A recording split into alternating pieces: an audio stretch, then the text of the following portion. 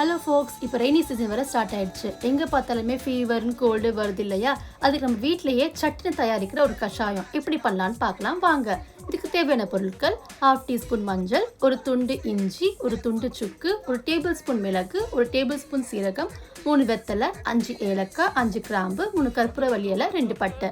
First ஒரு பாத்திரத்தில் 2 class அளவு தண்ணி ஊற்றிக்கோங்க. இப்போ ஒரு இஞ்சி எடுத்து நல்லா இடிச்சுக்கோங்க. கூடவே சுக்குவும் சேர்த்து நல்லா இடிச்சுக்கோங்க. இப்போ ஒரு டேபிள் ஸ்பூன் அளவு மிளகு, ஒரு டேபிள் ஸ்பூன் அளவு சீரகம், 2 பட்டை, 5 ஏலக்காய், 5 கிராம்பு போட்டு நல்லா இடிச்சுக்கோங்க. இது நல்லா பொடியாகணும், அந்த லெவலுக்கு இடிச்சுக்கோங்க. இப்போ கொதிக்கிற தண்ணியில் வெத்தலையை 4 கிள்ளி அதில் சேர்த்துக்கோங்க.